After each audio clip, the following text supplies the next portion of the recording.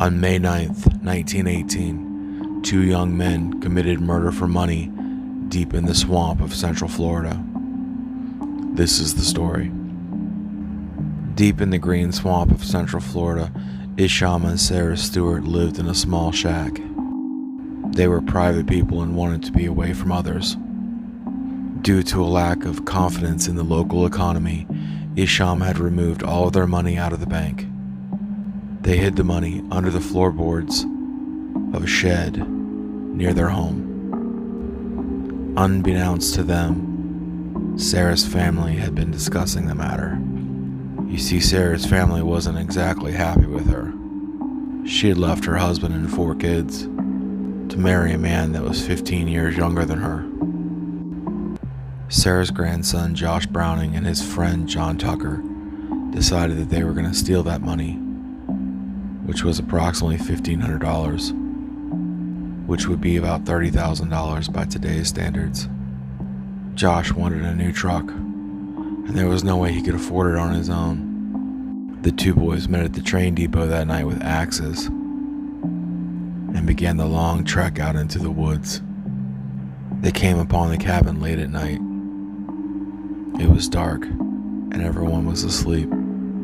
At this point, it's unclear which boy broke down the door and who swung which axe into whom.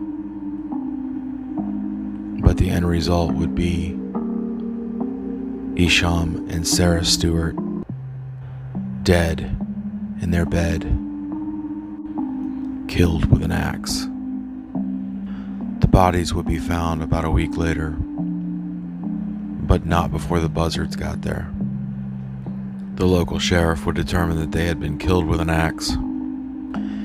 They would knock down a side wall of the shack and use it to carry the decomposing bodies, which they would bury about 20 yards away. Later, Josh Browning would be seen driving a new truck, which would lead the sheriff into an investigation that ultimately would prove that both boys were guilty of murder. After a few trials, both boys would be found guilty and sentenced to only 10 years per murder, 20 years total each. And to this day, if you take a few dirt roads and an old walking trail off the beaten path, you'll find the remains of this old shack. The only thing that lingers is some old boards, some tar paper, a memorial plaque, and the memories of what happened there that night.